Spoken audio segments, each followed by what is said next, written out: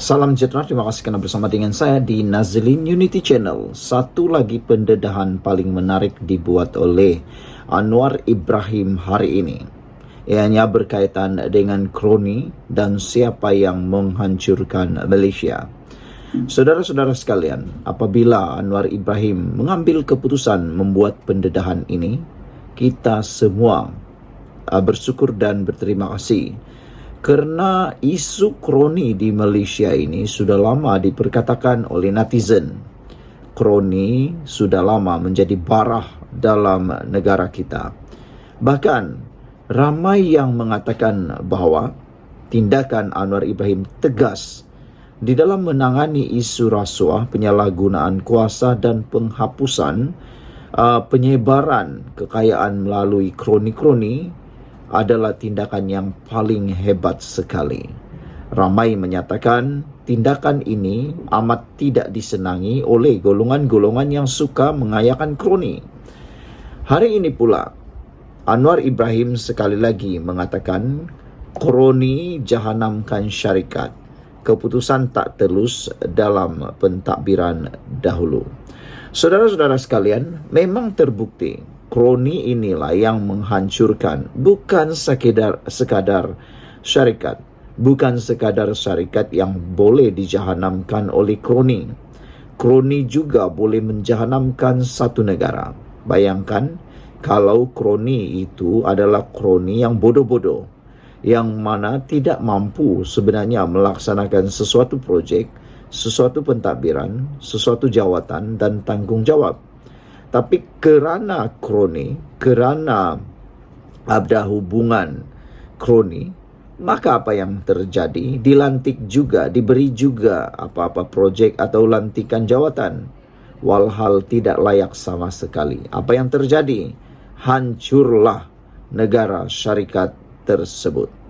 Jadi, kita sepatutnya bukan mahu menentang Anwar Ibrahim. Kita sepatutnya menyokong tindakan Anwar Ibrahim ini. Bagi mereka yang tidak suka dengan perkataan kroni yang seringkali diutarakan oleh Anwar Ibrahim, mungkin anda adalah orang yang suka dengan kroni. Saudara-saudara sekalian, hari ini kita sekali lagi digemparkan dengan pendedahan daripada Perdana Menteri Malaysia Anwar Ibrahim.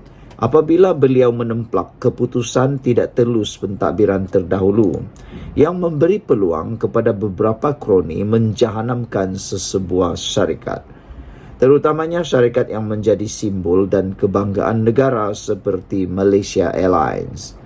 Kadang-kadang keputusan politik atau negara yang tidak telus memberikan peluang kepada satu-satu kroni menjahanamkan suatu syarikat yang dibanggakan, kata Anwar Ibrahim. Sekarang ini penerbangan Malaysia Airlines sedang di dalam keadaan yang agak mendukacitakan. Terpaksa dicari jalan oleh kerajaan untuk cuba diselamatkan. Kata Anwar Ibrahim lagi, oleh kerana kesilapan itu, syarikat tersebut terbeban kepada kita sehingga kini, katanya menerusi ucapannya pada majlis sambutan ulang tahun ke-30 Khazanah Nasional Berhad di Kuala Lumpur hari ini. Anwar yang juga Menteri Kewangan berkata, keputusan yang dibuat atas niat untuk mempertahankan kepentingan beberapa kroni itu telah meminggirkan kepentingan negara serta rakyat.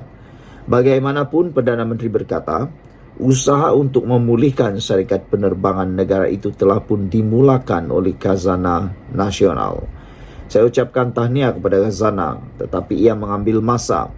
Bagi kerajaan, hampir setiap minggu dalam mesyuarat Jemaah Menteri, kita bicara soal pemulihan dan reformasi. Bagaimana untuk membantu menyelamatkan institusi negara, kata Anwar. Anwar berkata kerajaan komited sepenuhnya untuk memastikan kejayaan syarikat penerbangan itu kerana ia adalah syarikat penerbangan nasional negara dan perlu bangkit kembali untuk meneruskan perkhidmatan yang cemerlang, kata Anwar. Selain itu, beliau turut memuji syarikat lain di bawah kelolaan Khazanah yang mencapai kejayaan di luar negara seperti Malaysia Airports Holding Berhad (MAHB), yang memiliki lapangan terbang Istanbul Sabiha Gökçen International di Turki. Dalam perbincangan saya dengan Presiden Turki, kata Anwar Ibrahim, beliau menyebut akan keyakinannya terhadap syarikat MHB untuk mengendalikan dan mengurus lapangan terbang penting di Istanbul. Ini menunjukkan keupayaan syarikat-syarikat di bawah kelolaan Hazana, katanya. Anwar juga berkata dalam era pasca normal yang dicirikan kekacauan, kerumitan dan pencanggahan, Malaysia perlu memacu gerakan reformasi yang lebih segar dan segera selari dengan hasrat ekonomi madani untuk terus maju ke hadapan. Sekian dulu untuk kali ini. Jangan lupa tinggalkan komen anda. Sila tekan butang subscribe. Kita jumpa lagi. Bye-bye. Salam sejahtera. Terima kasih kerana bersama dengan saya di Nazilin Unity Channel. SG4, mana tokoh pemikir dalam pembangkang? Baru-baru ini, negeri pembangkang, umum mereka dah tubuhkan syarikat SG4 bagi hasil sama rata pada negeri pembangkang. Konsep ini hadir sebab negeri-negeri ini memiliki peratusan milikan yang sama, iaitu 25% masing-masing. Sekali pandang nampak macam adil, tapi ada kelemahan besar. Pertama sekali, saya tidak percaya dengan campur aduk politik dan bisnes. Perkara ini mewujudkan konflik pada masa depan, berpunca dari ketidaksamaan atau ketidaksefahaman politik. Mineral unsur nadir bumi (REE) adalah antara hasil yang dijangka akan memberi pulangan lumayan kepada SG4. Namun mereka kata mereka tidak menjual raw material. Mereka nak jual yang sudah diproses, sebab nilainya akan meningkat berkali ganda. Tapi kena faham juga, bukan semua negeri yang akan boleh bagi sumbangan dan produktiviti yang sama dalam aktiviti menjana hasil ini. Ada negeri yang bajet tahunan dia hampir 2 bilion ringgit dan ada negeri yang bajet dia hanya 300 juta ringgit. Kalaulah hasil atau untung dibagi sama rata, maksudnya secara komparatif, negeri yang paling dapat untung adalah negeri yang paling kecil, paling kurang penduduk, paling kurang produktiviti, tapi tetap dapat kongsi hasil yang sama rata. Jadi, walau ia nampak macam adil, tapi dari segi praktikal ia tetap tidak adil. Kedua, sekarang ni negeri pembangkang 4 negeri ini bergabung, tapi politik adalah dinamik. Kena ingat ya, bila nak proses REE ini jadi high value added goods, kena ada pelaburan yang tinggi. Pelaburan yang tinggi ada returns on investment (ROI) yang akan ambil masa bertahun-tahun sebelum jadi positif. Pada masa ia jadi positif, PRU berlaku dan 4 negeri pembangkang ini daripada 4 jadi 2 sebab vote swing ataupun perpecahan politik berlaku. Adakah untung masih nak diberikan kepada negeri-negeri yang tak lagi jadi negeri pembangkang? Walhal negeri ini dah ada shareholding persen yang sama dan mereka dah tunggu bertahun sebelum ROI jadi positif. Adakah bermaksud mereka nak kena jual share mereka sebab mereka bukan lagi negeri pembangkang? Macam mana pula? Ada lagi satu PRU, kemudian negeri pembangkang jadi satu negeri pula, dan negeri paling banyak keluarkan REE paling banyak sudah tidak lagi jadi negeri pembangkang. Bisnes yang baik dan berdaya saing perlulah kompetitif dan kena keluar dari kepentingan politik. Last but not least, jangan salah faham maksud saya ya. Tun Mahathir adalah seorang yang hebat dan berpengalaman. Tapi takkanlah dalam negeri pembangkang sebanyak 4 negeri ini, tak ada tokoh dari mereka sendiri boleh diharapkan untuk jadi lead projek ini. Mana tokoh-tokoh hebat dan pemikir dalam pembangkang? Ini persoalan besar. Kenapa harus juga Tun Mahathir yang dah terlalu tua, yang dah kalah politik, tiada kerusi, yang sudah dikata tidak relevan lagi, itu pula yang diambil. Di mana perginya pemikir dalam parti pembangkang? Sekian dulu share video ini, kita jumpa lagi. Bye-bye. Salam sejahtera, terima kasih kerana bersama dengan saya di Nazilin Unity Channel. Adakah Menteri Besar Kedah, Menteri Besar Perlis akan turut dicutikan juga? Kenapa pula perlu dicutikan? Isunya ialah apabila Dr. Akmal Saleh buat satu persoalan kepada PAS, tak nak minta Menteri Besar Kedah, Perlis dicutikan juga ke? Apa isunya sehingga perkara ini timbul? Pemuda UMNO mahu PAS menjawab persoalan sama ada Menteri Besar Kedah Muhammad Sanusi Maknur dan Menteri Besar Perlis Muhammad Syukri Ramli yang terpalit dengan kes mahkamah dan siasatan oleh SPRM perlu dicutikan atau tidak. Ketuanya Dr. Akmal Saleh melemparkan soalan itu susulan kenyataan timbalan Presiden PAS Tuan Ibrahim Tuan Man yang berkata, Presiden UMNO Ahmad Zahid Hamidi harus diberikan cuti bagi memberi laluan kepada siasatan bebas terhadap dirinya sehingga selesai. Itulah orang kata. PAS ni kadang-kadang berikan kenyataan yang tidak pikir-pikir panjang dulu. Selalu tembak kaki sendiri. Mau tembak orang tapi rupa-rupanya menembak hidung sendiri. Meludah ke langit kena muka sendiri. PAS lupa bahawa mereka tidak lagi sebersih-bersihnya seperti dahulu. PAS kini sudah ramai masuk dalam kluster mahkamah. Paling teruk sekali, pengerusi Perikatan Nasional Muhyiddin Yassin sudah masuk dalam kluster mahkamah. Dan juga Menteri Besar Kedah, Menteri Besar Perlis, juga keluarga pemimpin-pemimpin PAS juga ada yang kini disiasat. Jadi sejauh mana apa yang dicakap oleh Tuan Ibrahim ini sudah difikirkan sedalam-dalamnya. Sehingga apabila dia cuba mengajar UMNO supaya UMNO merehatkan Zahid Hamidi daripada menjalankan tugas, diberikan cuti bagi memberi laluan kepada siasatan bebas, kini mereka pula ditanya semula. Itu yang kita kata tadi, nak kenakan orang sendiri pula kena. Adakah Menteri Besar Kedah dan Menteri Besar Perlis juga akan dicutikan? Itu pun perlu ditanya. Kalau PAS juga memberikan cuti kepada Menteri Besar Kedah dan Menteri Besar Perlis, maknanya Zahid Hamidi juga perlu cuti. Kata Akmal Saleh nak tanya pada YB Tuan Ibrahim Tuan Man juga. Sebelum minta Datuk Seri Zahid Hamidi dicutikan, tak nak minta Menteri Besar Kedah dan Menteri Besar Perlis dicutikan juga ke? Soal beliau. Masing-masing pun ada kes yang disiasat dan sedang didakwa di mahkamah, katanya dalam satu hantaran di Facebook. Semalam Tuan Ibrahim mengalu-alukan sikap terbuka Zahid berhubung siasatan terbuka susulan laporan polis. Pemuda bersatu yang mendakwa dirinya memperdaya dan mengelirukan yang di Pertuan Agong sebelum ini.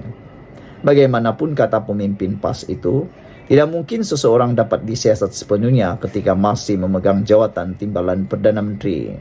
Katanya, persoalan utama apakah hasil selepas siasatan, sedangkan 47 kes rasuah Zahid sebelum ini juga telah ditarik balik. Mengulas lanjut, Akmal mempertikaikan desakan PAS yang mahu pemimpin kerajaan direhatkan tetapi tidak kepada pemimpinnya yang juga dalam keadaan yang sama. Kata orang lain, boleh. Kata orang lain boleh, tetapi dekat geng sendiri tak boleh, soal Akmal Saleh lagi.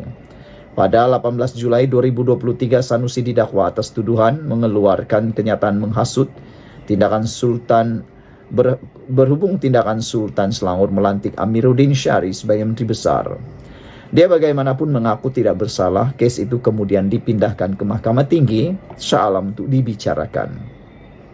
Pertuduhan dikemukakan mengikut Seksyen 4 dalam kurungan 1 kurungan B Akta Hasutan 1948 dan boleh dihukum mengikut Seksyen 4 dalam kurungan 1 Akta sama yang membawa hukuman maksimum penjara 3 tahun atau denda RM5.000 atau kedua-duanya jika sabit kesalahan.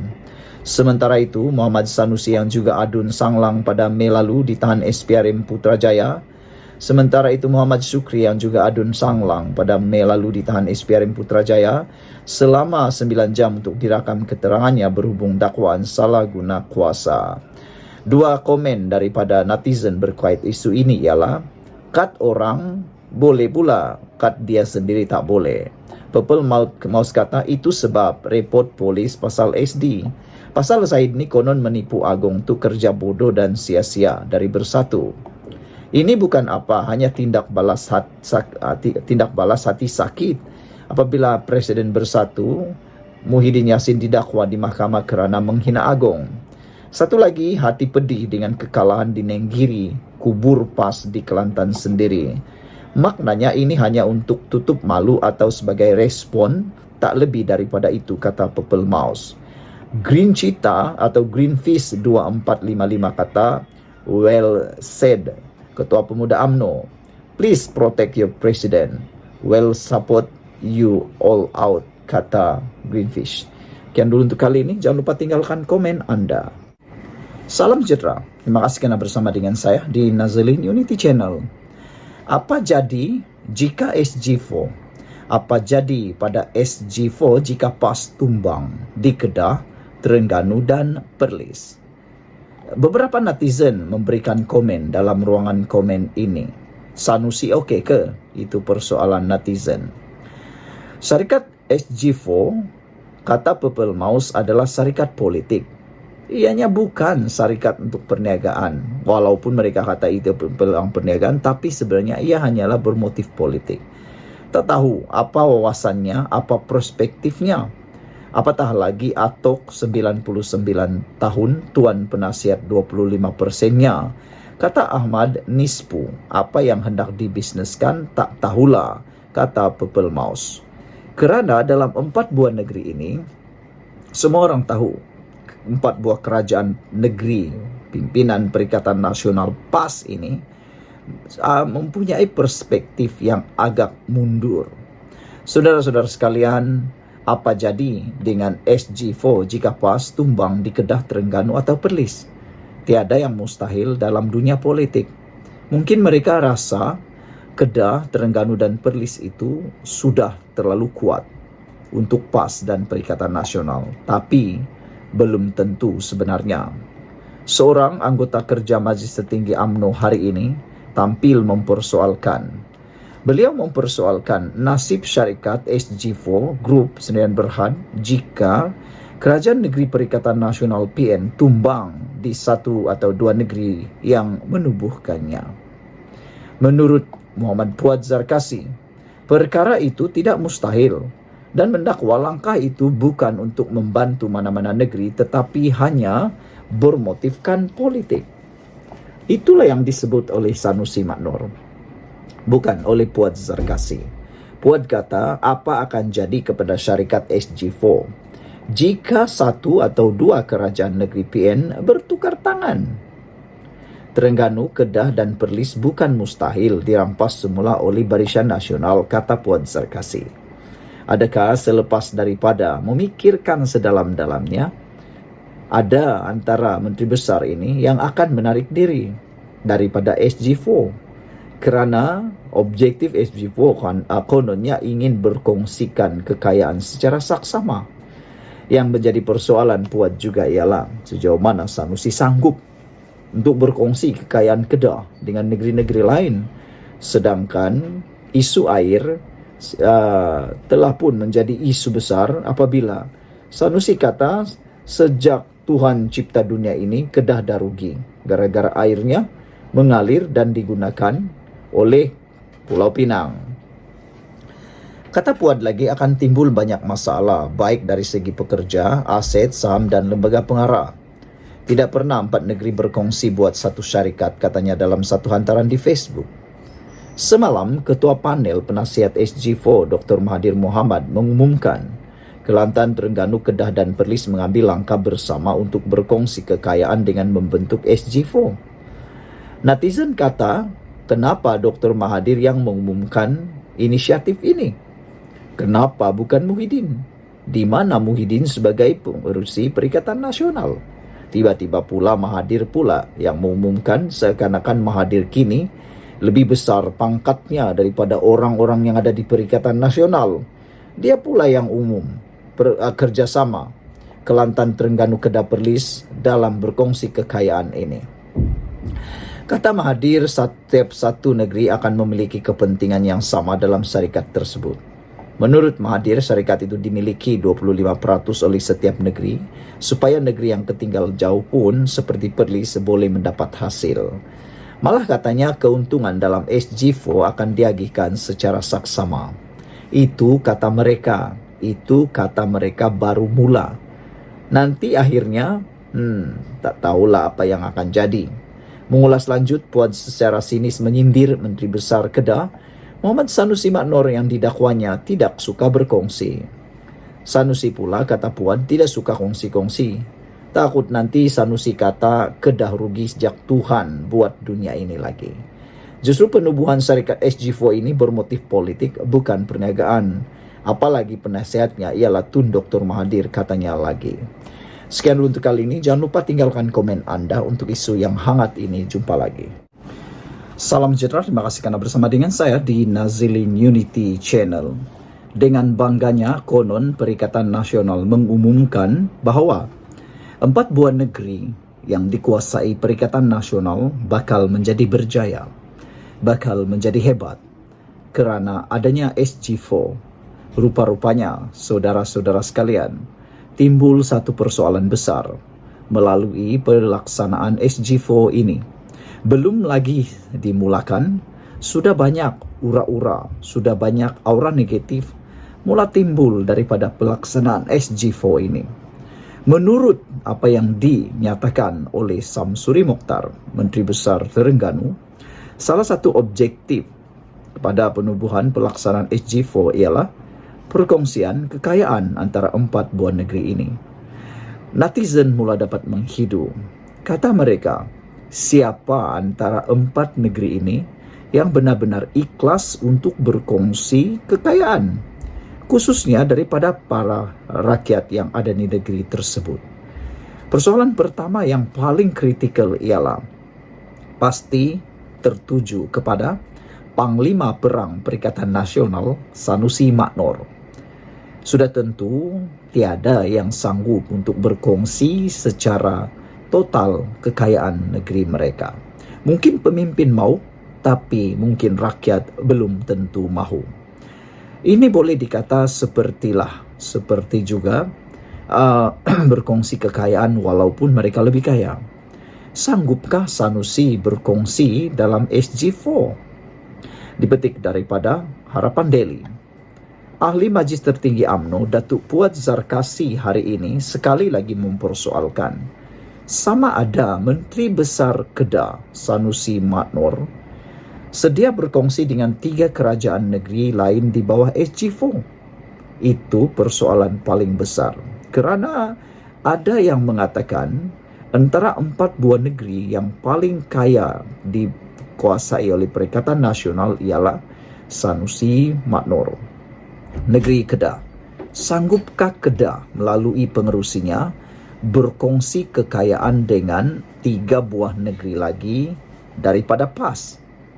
Apa yang akan jadi kepada syarikat SG4 jika 1 atau 2 kerajaan negeri PN bertukar tangan? Beliau menyoal menerusi laman Facebook. Itu yang menjadi persoalan sekarang.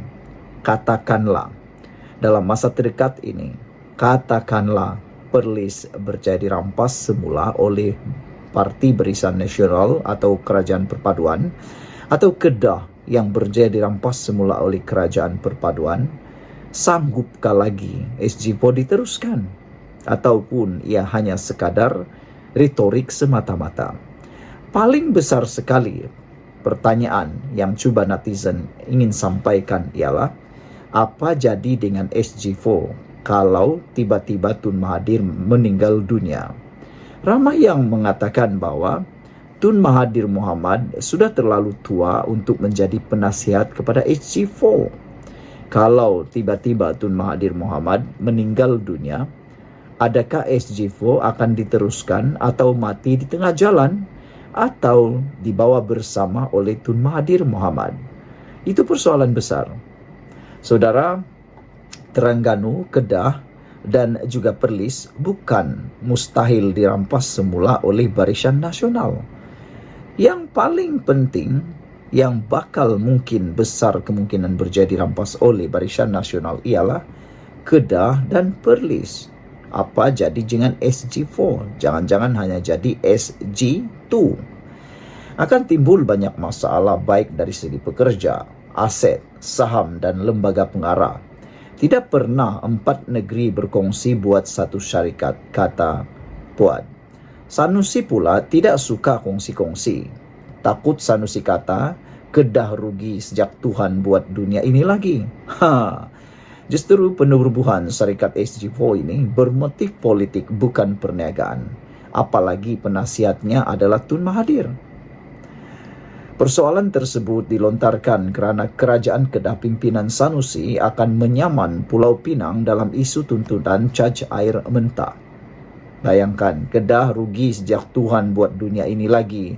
Tak tahulah berapa Sanusi dilaporkan sebagai berkata. SG4 ialah syarikat sendirian berhad yang ditubuhkan secara bersama oleh 4 kerajaan negeri pimpinan Perikatan Nasional yang akan berkongsi hasil. Ia akan berkongsi hasil sumber ekonomi secara saksama melibatkan Kelantan, Terengganu, Kedah dan Perlis meskipun sumber seperti nadir bumi tidak sama rata. Apa pendapat anda semua tentang isu kali ini? Jangan lupa tinggalkan komen anda.